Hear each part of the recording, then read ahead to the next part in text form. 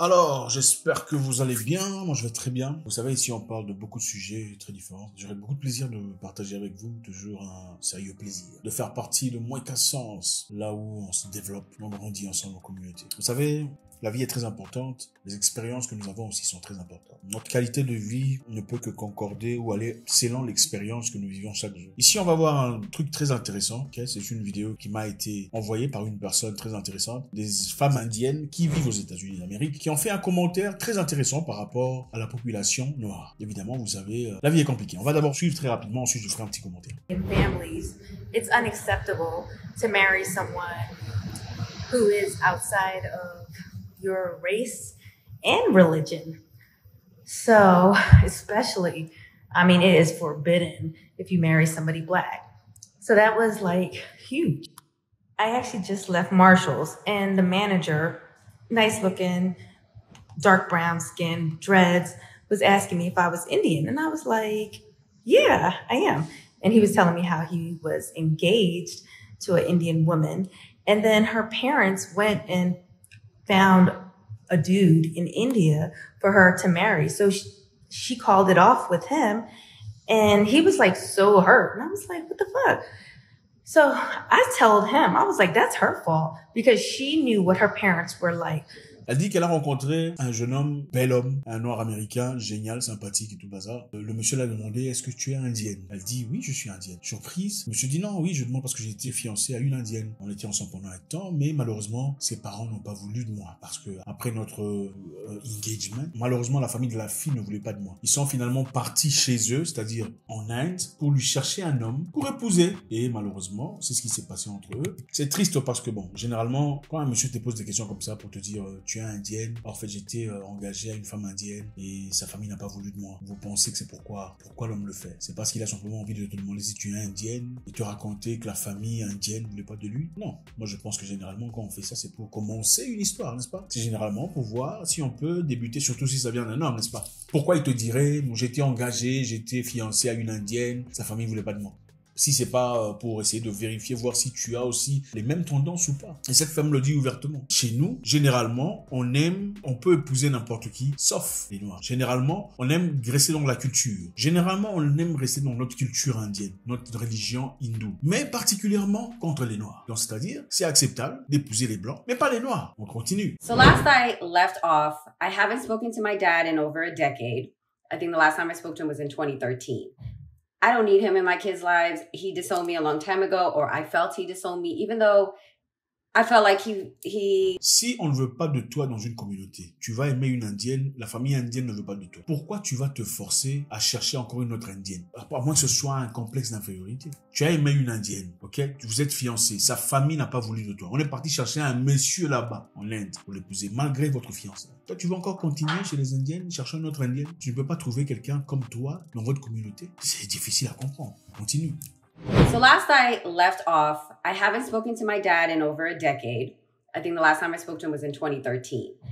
I don't need him in my kids' lives. He disowned me a long time ago, or I felt he disowned me, even though I felt like he wanted to communicate with me, but he didn't want to own up to the fact that he has half Black grandchildren. He would tell people I'm off somewhere studying. The kids didn't exist. There's no pictures of me in this house. There's no pictures of the kids in this house. Anytime I would see one of his friends, oh, how's school? Bro, I'm married. But anyways, yeah, I don't need that in my life. You'll learn more about my upbringing with my dad and my stepmother in another video. There's a lot there. Anyway, so now let's get into my mom. I tried. Guys, I tried. And I'm like, okay, let's see if she changed. And I would use little triggers to see how she would react. There were 3 things that I'm like, wow. You can still do this to this day? So one was my 21-year-old hurt his Achilles in December. He got hurt. I told Instagram, Facebook, all of that. So my mom follows me on Facebook. So she read it. And I also told my sister who told my mom. My mom writes me 4 days after it happened. And she was like, she wrote me on Facebook Messenger. She's like, is, Elijah okay? I was like, he's okay. He's in a lot of pain. She wrote me 2 days after that message and gave me a thumbs up emoji. A thumbs up. Okay, whatever. So I decided to visit my sister in Maryland And because she just had a baby and I wanted to see my nieces, there's 2 of them. So I went there with my oldest daughter, who was her favorite when I was younger. She was literally like, give me her and I want to raise her again like she was her daughter because, you know, apparently she didn't raise me and my sister right. Yeah. Anyways, so I brought her to Maryland to see her grandmother because she also wanted to see her uncle and her aunt and all of that good stuff. And my mom, the only thing she really said to my daughter was hi. There was no conversation. There was no, oh, how's school? Or what are you doing? Are you working? There was no trying to get to know her granddaughter at all. And I'm like, that's crazy. You would think she wants to get to know her grandchild. Like, who wouldn't want to get to know your grandchild? If I had a grandchild, I want to know everything about that child. Incroyable. D'abord, on sait facilement voir qu'il y a beaucoup de blessures intérieures venant de cette femme qui clairement est tombée amoureuse d'un monsieur noir avec qui ils sont mariés. Elle a eu des enfants et sa famille l'a complètement rejetée. Surtout son père qui ne voulait absolument rien avoir avec lui. Je sais que les hommes, quelquefois, quand ils sont contre quelque chose, ils peuvent aller jusqu'au bout. Il a dit pouvoir garder une certaine correspondance avec sa mère. Mais une fois, il lui est arrivé que son enfant s'est cassé la jambe ou brisé, un truc comme ça. C'est fait mal. La maman lui écrit 2 jours après pour lui dire « il va bien », elle répond. Ensuite, elle répond encore 4 jours après, elle fait ça. Donc, par rapport à sa sœur, évidemment, elle a une sœur qui a épousé un blanc. D'accord? Sa sœur reçoit, comme d'habitude, beaucoup d'attention, beaucoup d'amour. Ses enfants à elle, par rapport aux enfants de sa sœur, qui est mariée à un blanc, c'est complètement différent. La collaboration, la communication entre les parents, c'est-à-dire les grands-parents avec les enfants, est totalement différente venant de elle qui a épousé un noir et sa grande sœur qui a épousé un blanc. C'est bien triste de voir ça. Parlons de cette communauté très intéressante. D'abord, je pense qu'il faudrait qu'on comprenne les bases. En Inde, depuis des milliers d'années, il y avait déjà un système de caste qui existait. Un système de caste qui séparait les gens selon leur niveau social et tout bazar. Il y a même une partie en Afrique où ça existait même. Enfin, bref. En Inde, c'était comme une pyramide. Dans cette pyramide, il y avait les barmines. Les barmines étaient au-dessus. Les barmines étaient les plus respectés, les plus autoritaires. Ils étaient souvent les prêtres, les intellectuels. Les prêtres et les intellectuels étaient au top de cette pyramide. Ensuite, il y avait des Kshatriyas. Les Kshatriyas étaient des nobles et des guerriers. Ils étaient dans la haute retraite, évidemment, de la communication ainsi que la gouvernance des sociétés indiennes à l'époque. Ensuite, il y avait les Shudras. Les Shudras étaient servants et ouvriers. Et au plus bas du pyramide, il y avait les Intouchables. Les Intouchables étaient considérés comme les plus sales. Okay? Ils étaient ostracisés de la société. Ils étaient aussi appelés Dalits. Ils sont ceux qui vont laver les toilettes. Au fait, il y a beaucoup de gens qui ont été condamnés même par rapport à cette histoire, malheureusement. C'est-à-dire, il y a un Dalit ou un Dalit ou encore un intouchable qui s'approche trop près d'un intellectuel ou d'un prêtre. Beaucoup ont été condamnés, ils étaient en prison juste pour s'être approchés un peu trop près. C'est à ce niveau-là, dans cette communauté-là. Et évidemment, c'est souvent, les castes, c'est souvent par rapport à leur skin, leur peau, leur couleur de la peau, la teinte de leur peau. Plus on est clair, plus on monte. Plus on est sombre, plus on descend. Bon, moi, je sais pas pourquoi nous, les Noirs, on a été... Je sais pas si c'est une malédiction ou quoi, il faut nous expliquer. Peut-être que dans l'histoire, quelqu'un... Je sais pas, je ne comprends pas.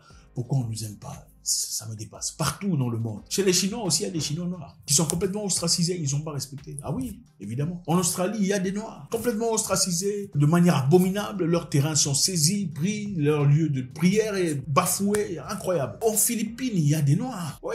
Il y a des Noirs aux Philippines, complètement bafoués. Donc, c'est très compliqué. Partons de cette société indienne où généralement, même dans les cinémas, vous regardez les films de cinéma indien, vous verrez rarement, presque jamais des Noirs, ou des Indiens de couleur sombre. Souvent, les Indiens de couleur sombre sont en train de nettoyer les parages. Mais non, ce qui me dérange ici, c'est quoi? C'est de voir que généralement, ces gens sont ouvertement contre ces relations. La raison qu'ils avancent, c'est nous voulons préserver notre culture. On veut des gens qui nous ressemblent, des gens qui adoptent notre mentalité, des gens qui sont dans notre religion. Okay? C'est ce qu'ils disent. Mais si un blanc vient, c'est ok, y a pas de souci. La culture indienne de caste existait, c'est vrai, depuis des milliers d'années. La culture indienne existait depuis des années, depuis des milliers d'années, mais n'était pas renforcée, n'était pas vraiment respectée jusqu'à l'arrivée des Anglais en Inde. C'est l'arrivée des Anglais en Inde qu'ils ont écrit ça dans leur loi. Ils ont légalisé ça. C'est-à-dire, désormais, il y a des castes. On va commencer à traiter les gens différemment selon leur caste. Les castes étaient là, mais ce n'était pas vraiment appliqué comme ça. C'est les Anglais qui ont renforcé cette histoire. Et ils ont fait ça aussi, évidemment. On a fait ça aussi au Rwanda. Il y avait les Tutsis et les Hutus. Ce n'était pas nécessairement parce que le Tutsi était comme ça, phonétiquement, les Hutus comme ça. Le Tutsi était celui qui était haut placé sur le plan social. Le Hutu était l'ouvrier. Et il n'était pas phonétiquement différent. Ce n'était pas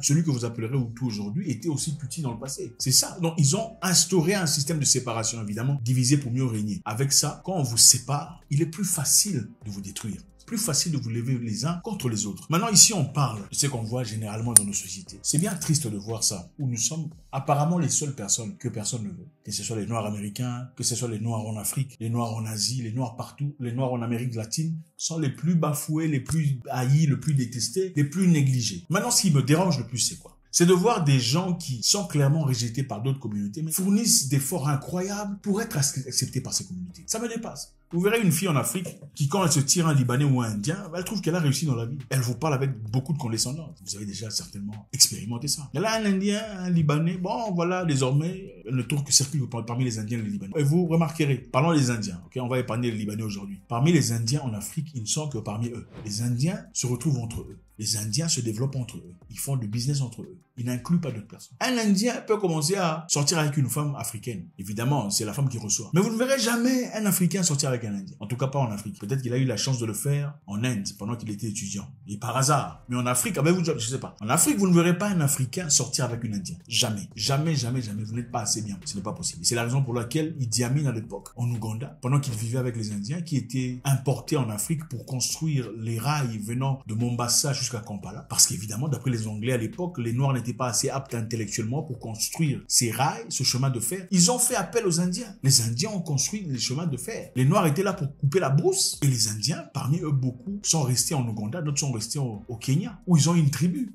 Bahindi. Il y a une tribu Bahindi en Afrique, tribu reconnue constitutionnellement. Les Indiens qui sont restés en Ouganda ont pris l'économie en main, ils ont commencé à gérer les choses. Après le départ des Anglais, c'est eux qui avaient la tête des entreprises. Et à l'arrivée d'Idi Amin, il n'a pas aimé, il a dit, niet, comment ça se fait que vous ne vivez que parmi eux? Vous ne vivez que parmi vous. Vous avez vos propres célébrations, vos propres communautés, où les Ougandais ne sont pas autorisés, ne sont pas invités. Quand vous gagnez de l'argent, au lieu d'investir de l'argent dans l'entreprise et la communauté ougandaise, vous envoyez l'argent en Angleterre. Voilà la raison principale pour laquelle Idi Amin a dit, niet, il faut quitter mon pays. Je vous donne autant, je ne sais pas combien de temps il a donné, quitter mon pays, 48 heures. Prenez vos clics et vos claques, partez.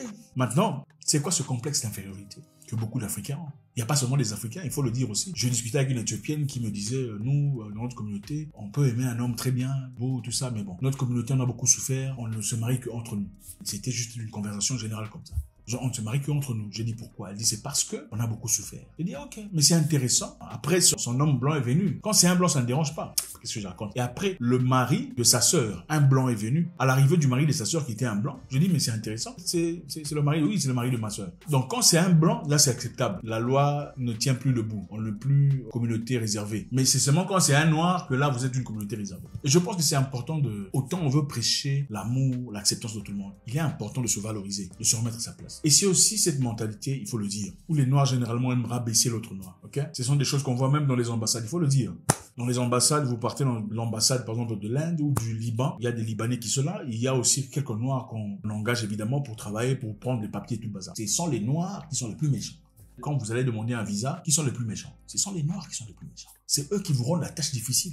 Et c'est triste de réaliser ça. Je pense qu'il est important de se valoriser, se donner le respect nécessaire dans cette communauté. Évidemment, si vous êtes amoureux d'une personne qui vous aime réellement, voilà, vous vivez votre vie, c'est bien pour vous, mais forcer, désirer être accepté, demander pardon dans le milieu où vous êtes rejeté. Oh, Black Lives Matter, personne n'a besoin de vous. Je pense qu'il est important, à un moment donné, les Africains doivent dire, niet, on ne veut pas d'Indiens ici, nous aussi on ne veut pas, ne venez pas rester chez vous. On ne veut pas d'Européens chez nous, venez rester, c'est ça. C'est comme ça qu'on se valorise. Et c'est très compliqué. Et ce n'est pas seulement en Inde. Même en Afrique du Sud, il y a une communauté d'Indiens, communauté des Blancs, communauté des Noirs, communauté des Métis. Les Indiens n'épousent jamais des Noirs. Jamais les Indiens n'épousent des Noirs. Et ce n'est rien contre les Indiens. On parle des choses réelles, des choses vraies qui existent. Les Indiens en Afrique du Sud n'épousent jamais des Noirs. Mais ils épousent des Blancs. Pourquoi? Les Noirs ne sont pas assez bien. Point d'interrogation. La culture n'est pas assez bonne. C'est ça qu'on avance souvent comme alibi. C'est quoi sur la culture des Noirs qui n'est pas assez bonne? Mais il faut aussi dire, au lieu de se plaindre dans ce côté-là, il y a un autre côté de l'histoire. Ne faites pas semblant, parce que généralement, parmi les Noirs aussi, vous avez du mal à vous épouser entre vous, n'est-ce pas? Si quelqu'un vient de la Côte d'Ivoire et va épouser une personne au Gabon, on dit quoi? Pourquoi lui? N'est-ce pas? Pourquoi lui? Qu'est-ce qu'il a? Qu'est-ce qu'il fait dans la vie?